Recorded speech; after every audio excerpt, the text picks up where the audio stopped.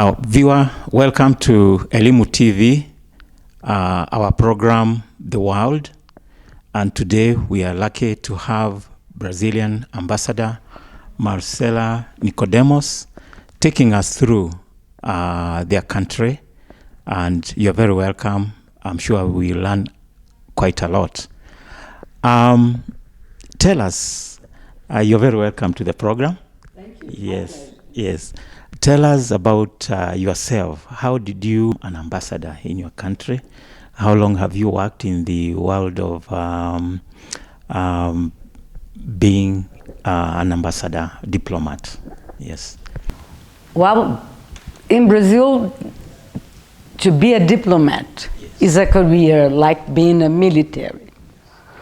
First of all, we have to finish our college degree. And after that, we have to take, I can say, a very hard exam to join the Diplomatic Academy that in Brazil is called Rio Branco Institute. Rio Branco was the name of the patron of the Brazilian diplomacy because he did wonderful things for the country. He settled all the frontier disputes with all our 10 neighbors without any problems at all. And then after 2 years in the academy, diplomatic academy, you start working as a diplomat. And you start in the military. We start as third secretary. And then you start moving upwards depending on your merits, on your efforts, to the higher rankings. And there is a long ranking until you reach the ranking of ambassador. And to be nominated as an ambassador is a privilege of the President of the Republic. And well, I can tell you that since the moment I joined the Foreign Service, I entered the Diplomatic Academy, well, it's been 40 years. 4 years. 40. 40 years. 40 years. It's a long time that you need. I've worked in Brazil with the foreign minister, and I've worked outside Brazil in different countries. My first assignment was in the trade sector of the Brazilian consulate in Los Angeles, and then I went to South America, I went to New York, and my first assignment as an ambassador was in Armenia, in Eastern Europe. And there is about 4 years that I'm here as ambassador of Brazil to Kenya. Oh, that's great. This is the first country that I'm learning we have an academy for diplomats. When did it start in your country? The Academy for Diplomats? Oh, it's been a long time. Since 1945, all the diplomats in Brazil have gone through the Diplomatic Academy. Only ambassadors eventually can be nominated by the president without having gone through the Diplomatic Academy. But fortunately, we have had almost always ambassadors that had come from the Diplomatic Academy. Very few people who were nominated ambassadors were not, as we call it, career diplomats. Madam, thank you very much for taking us through how you are able to become an ambassador in your country. Could you now take us through your country, a bit of history, a bit of what is happening now, what your country laws are all about? And I'm sure by the time you finish that, we shall be enlightened about knowing about your country. Oh, it's really a pleasure, because one of the things that I feel being an ambassador here is that Brazilians know very little about Kenya, the same way that Kenyans don't know a lot about Brazil. And to develop really very good relations, which we do have between Brazil and Kenya, you need to know each other. Of course, we are far away, but this knowledge, it's important. It's important, yes. Well, Brazil is a large country, is the 5th largest country in the world. We were discovered in the 16th century by Portuguese sailors. Yes. And we conquered our independence from Portugal in 1822. Yes. So it's going to be almost 20 years now, and in 5 years we're going to be 200 years, of independence.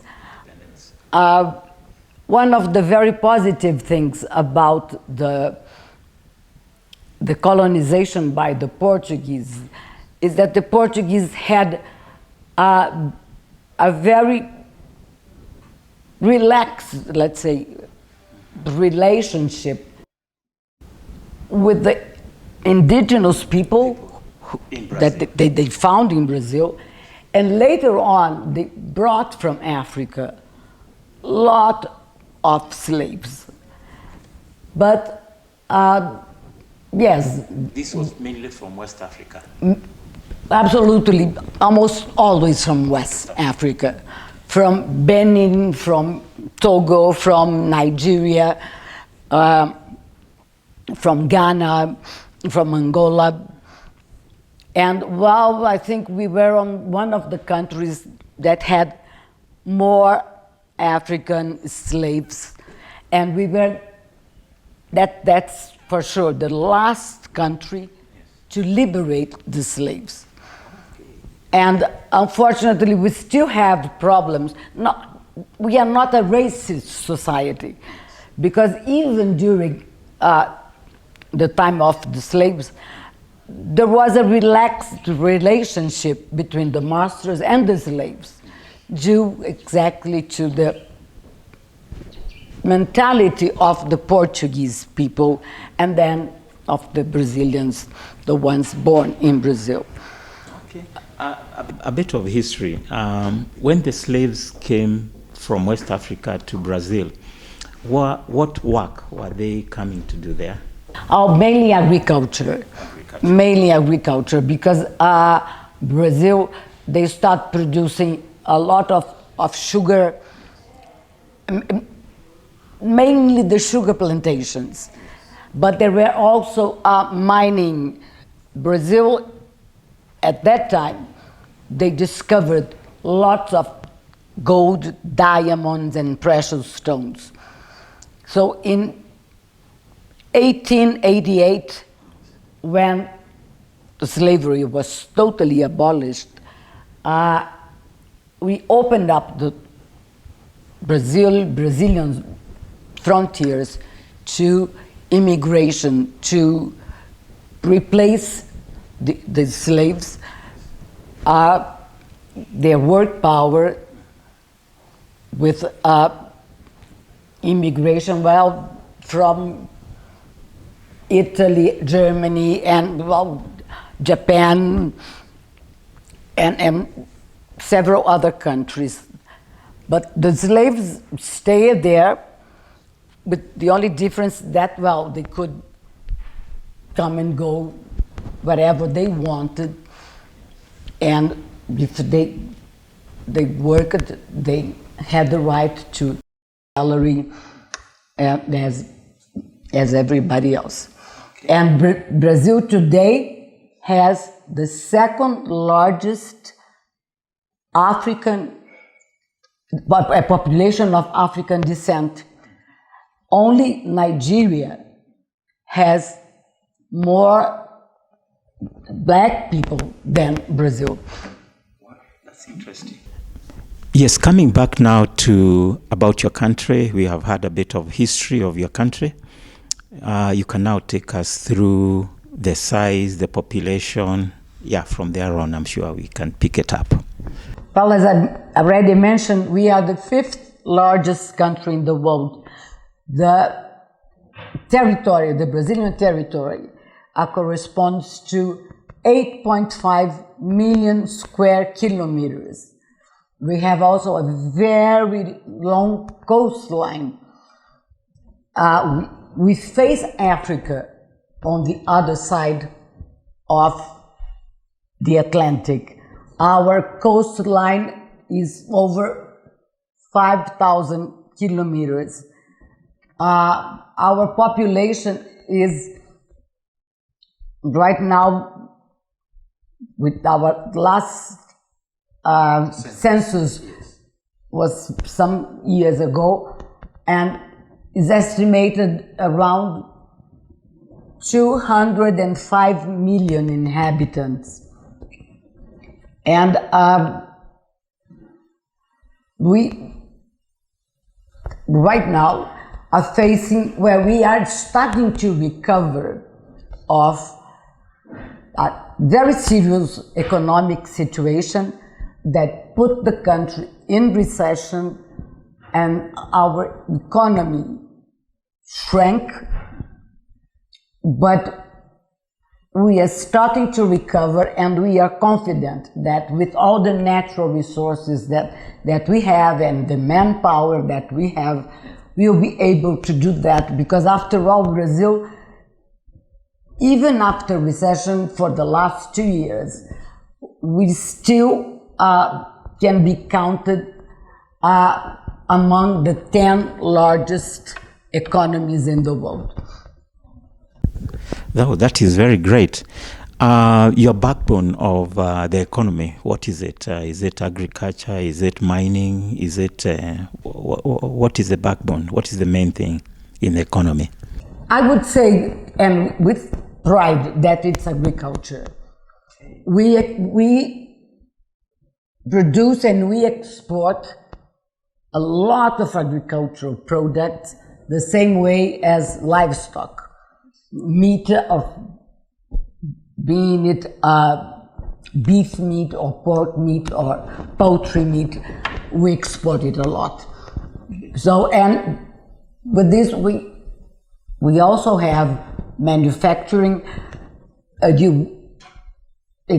Most people don't believe when I say that Brazil has the 3rd largest airline manufacturing industry in the world. Of course, we cannot compete. We're far from a Boeing and Airbus, but in the sense of the aviation, the small airplanes for regional flights. Yes. You manufacture a lot of planes. After all, you can see in Kenyan Airways. Well, in Africa, Kenya Airways is our largest customer. And if you're going to travel from here to Tanzania or from here to Rwanda, most likely you're going to travel in a plane that was made in Brazil.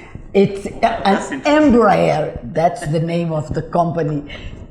You're most likely going to travel in one of those planes. That is the bit that many people don't know, that you really contribute to the engineering world in a great way. That is quite amazing. Wow. What are the major exports specifically? Is it coffee? Is it? We are not aware of what the commodities that you export outside Brazil.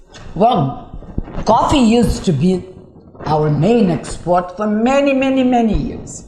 It used to represent 30% of all our exports.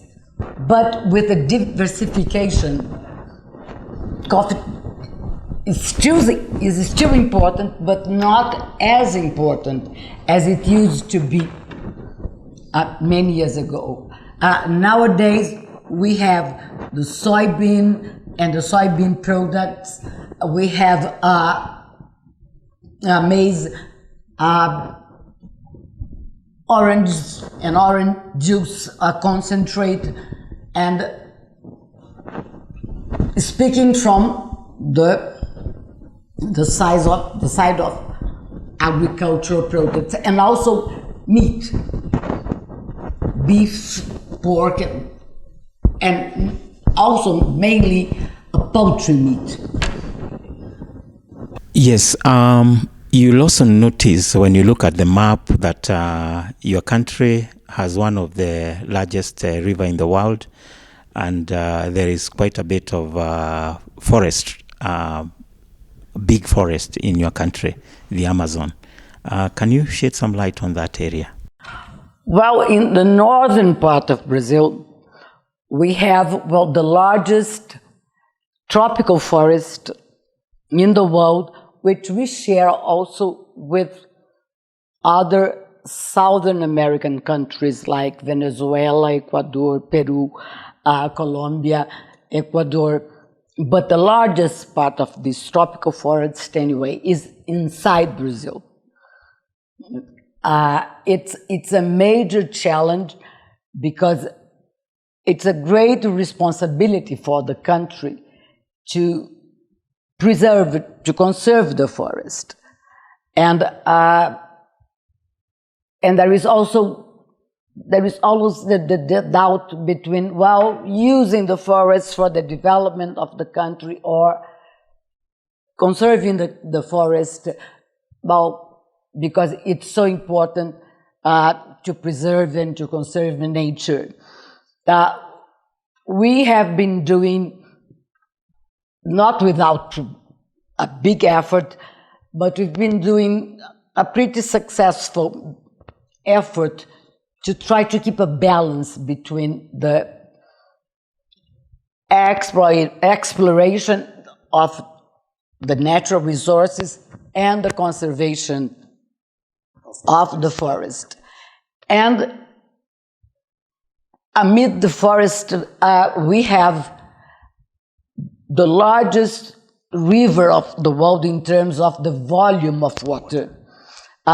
It's the River Nile that you have here is the longest river in the world, but I can assure you that in terms of the volume of water, it cannot compare to the Amazon River, because you cannot see the other side of the other border of the river.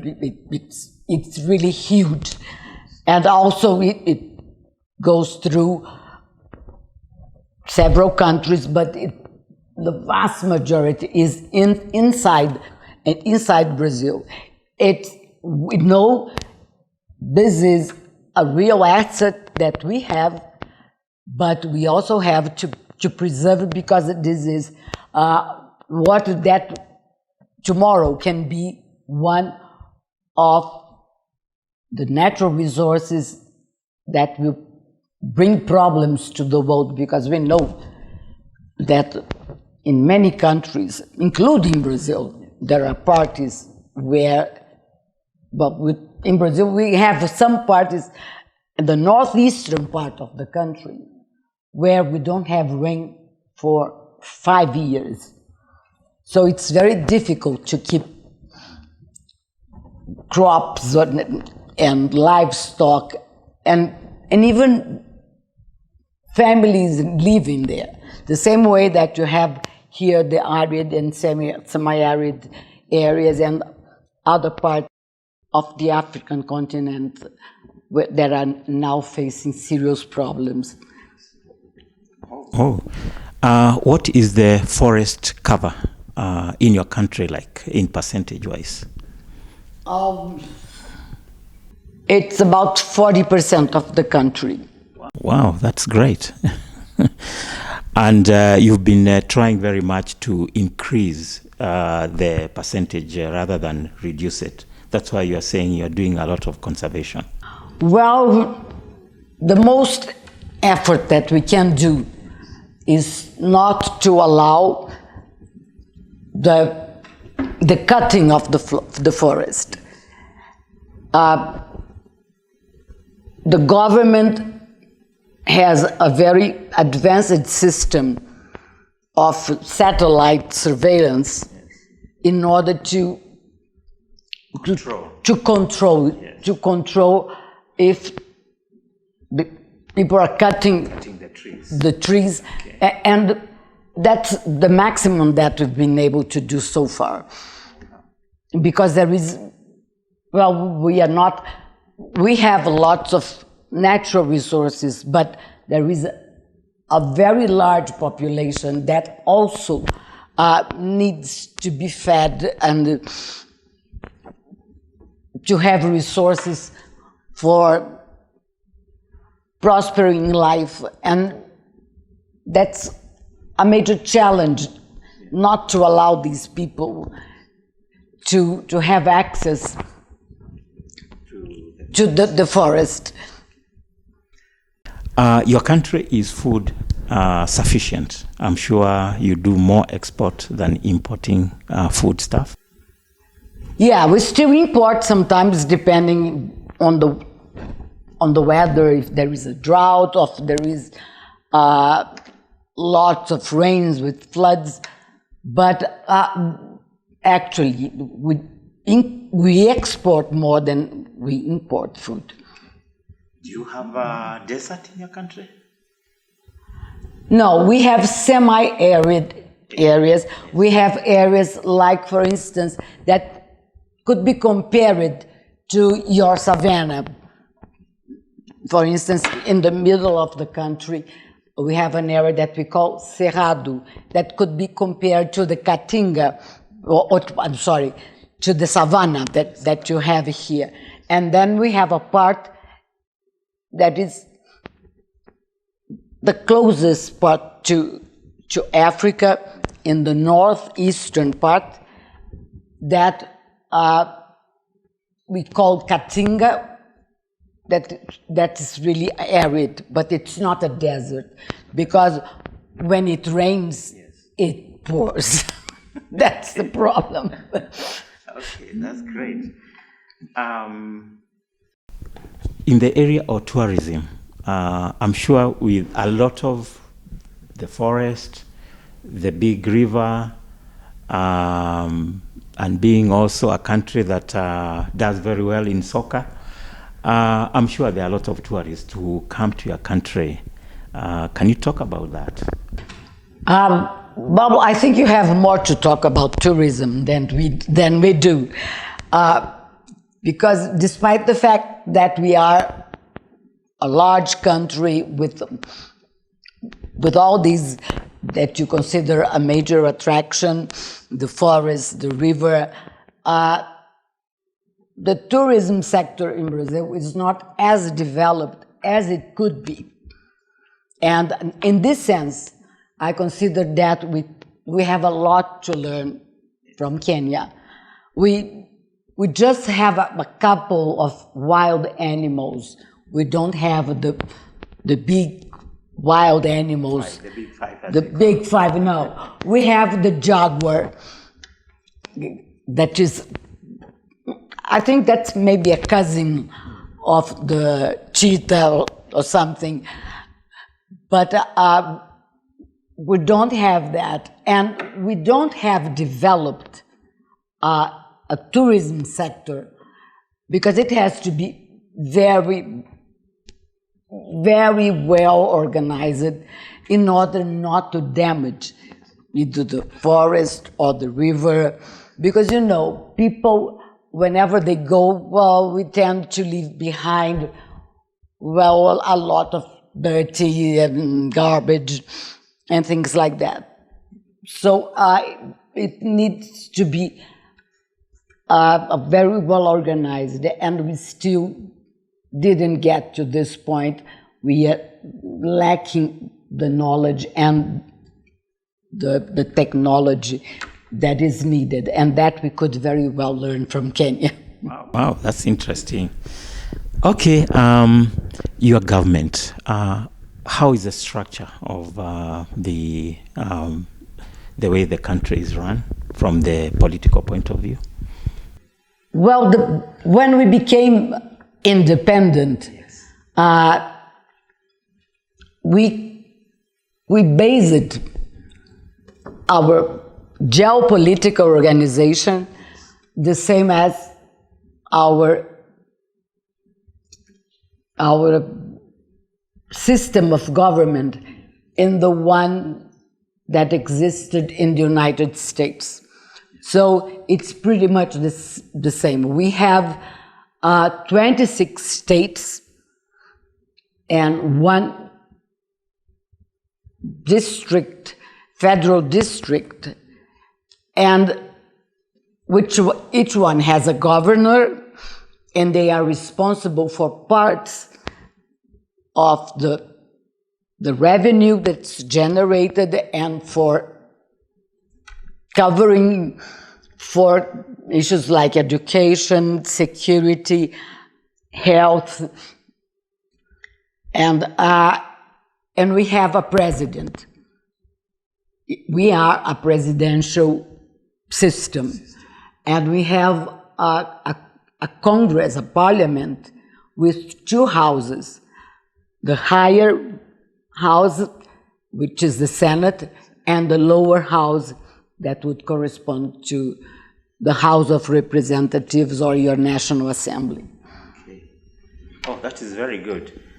Yes, as we wind up, you can tell us, I'm sure without mentioning about soccer, without mentioning about the carnival, we'll not be through with Brazil. Can you put some light on that area? Well, if you want to go to Brazil tomorrow and you ask me where should I go, I would, without a doubt, tell you, go first here. Yes, Rio de Janeiro. Rio de Janeiro. Yes. All the Brazilians would tell you that Rio de Janeiro is our postcard. Everybody can identify that image with Rio de Janeiro.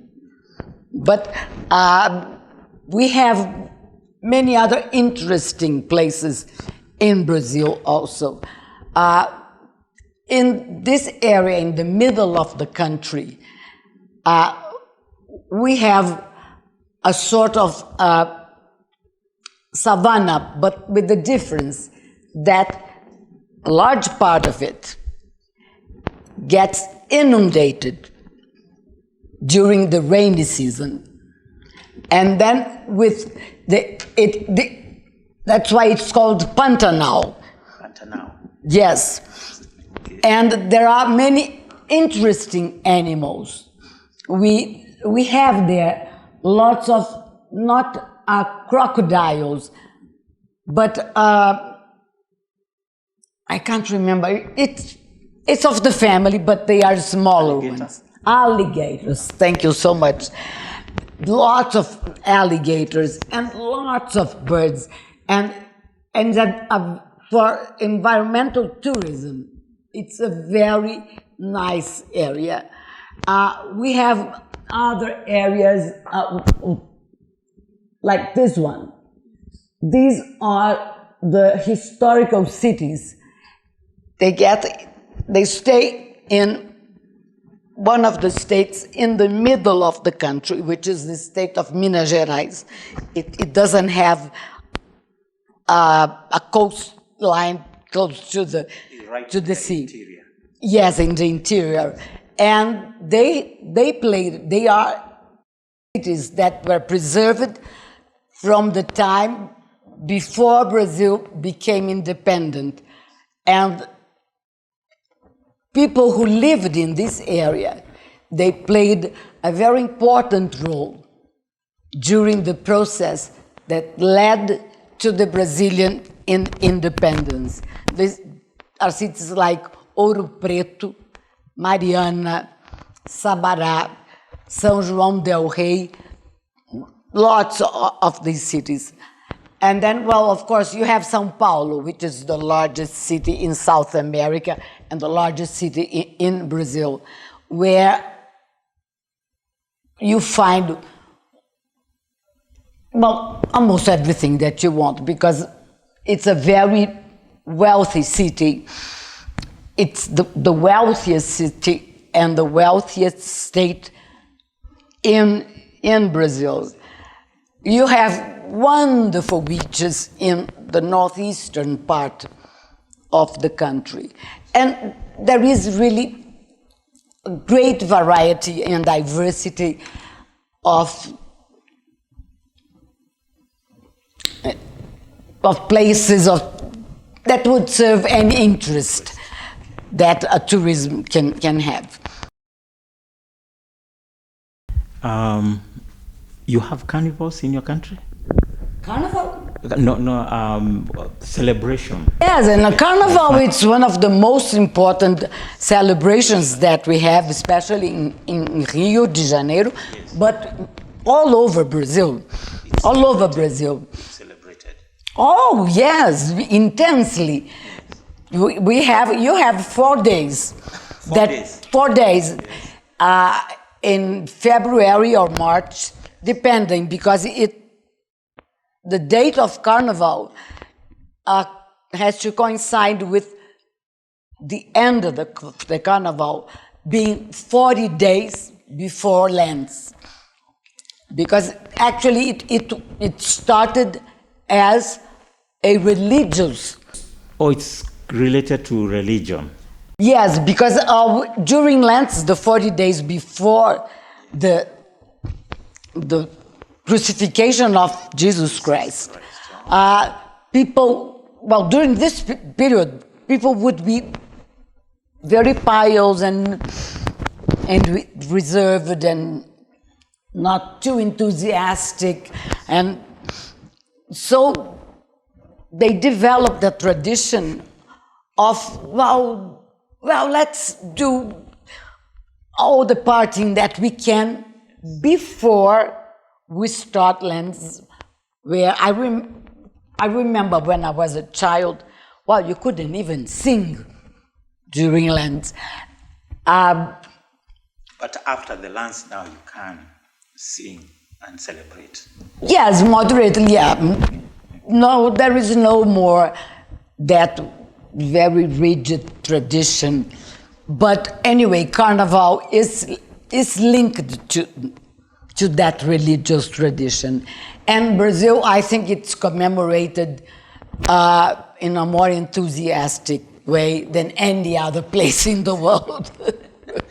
Yeah, that's why we see it in magazine, we see it, anything talking about Brazil will be shown a photograph of that. Yes, the same as, well, soccer, even though, well, the Brazilian teams are not that good, but most of the population in Brazil are soccer fans. Okay, tell us more about a bit of history, how soccer became popular, how many times have Brazil been able to win in the world soccer match? Well, as you know, soccer was created, invented by the English. And during our colony time, Portugal had a lot of ties with Britain, and through that it got to Brazil. But don't ask me why the Brazilians are so fanatic about soccer. And there are lots of people, every young boy, and now even young girls, are starting to play also. And there are lots of championships during the whole year in different states, in different regions in Brazil. And that led us to win the World Cup, that is the highest, the most important championship at international level. We won 5 times. That's the most that any country has won. That's great. But we also lost the 2 times that it was played in Brazil.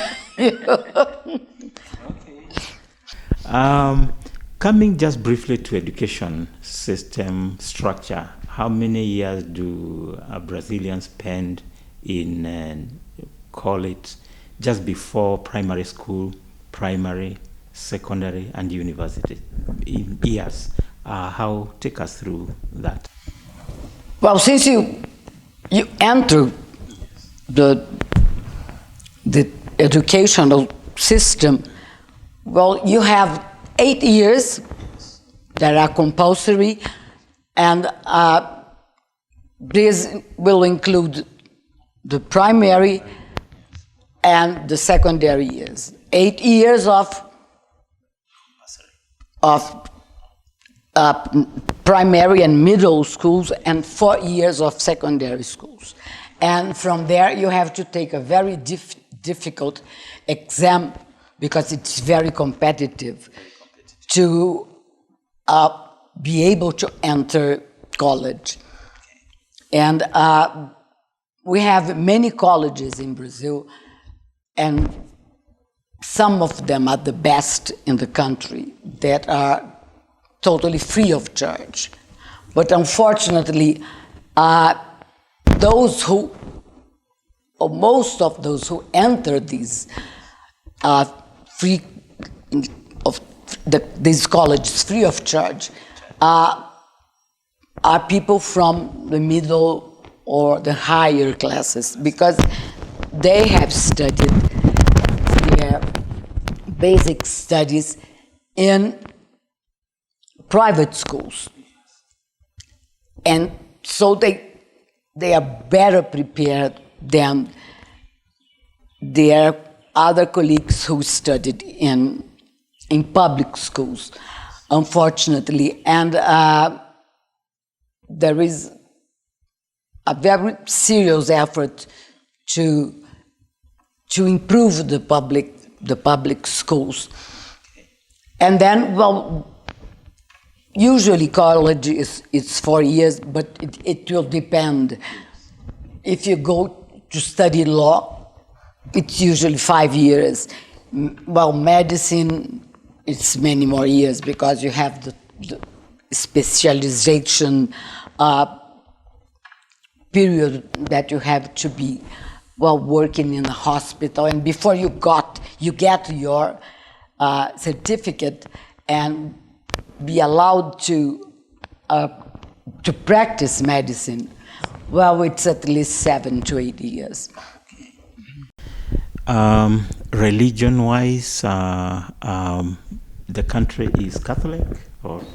Yeah, Brazil is a major Catholic country.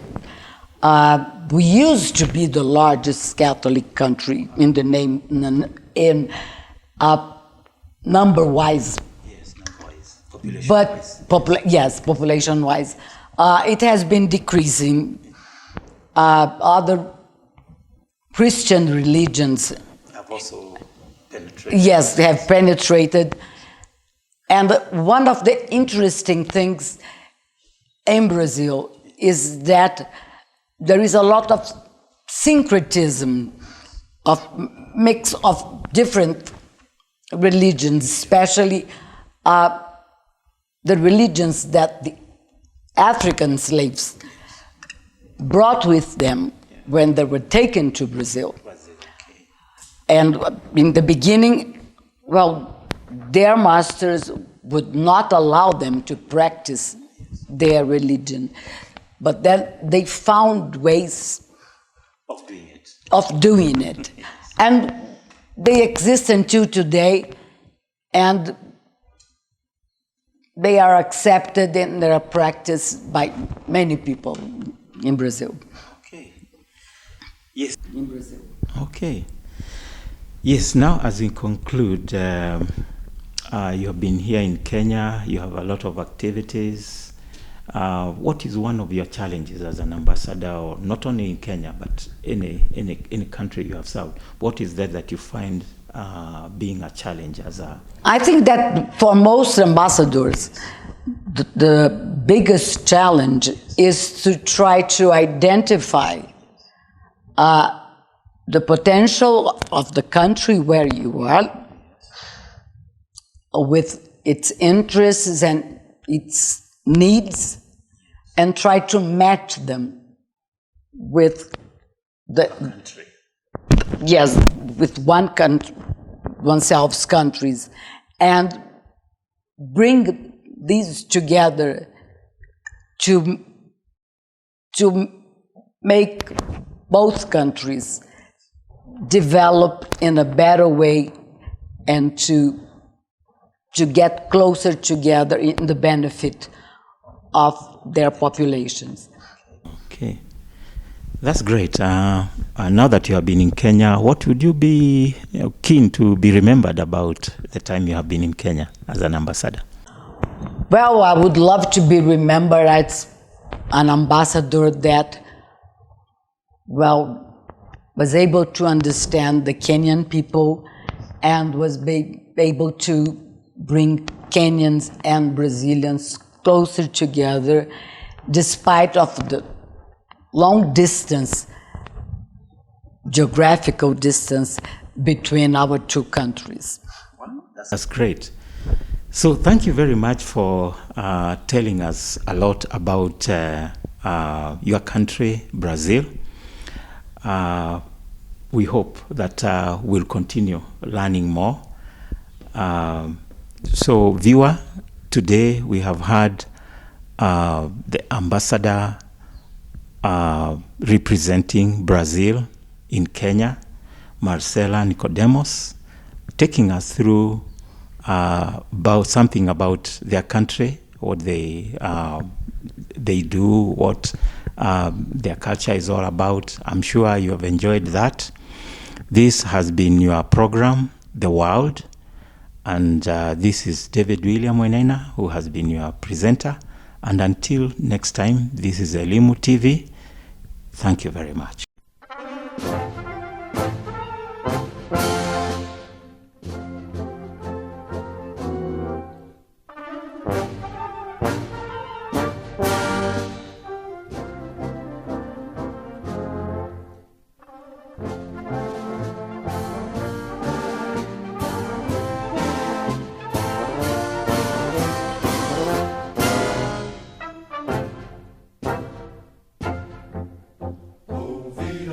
Ipirangas, margens plácidas, de povo heróico, gado retumbante, e o sol da liberdade em raios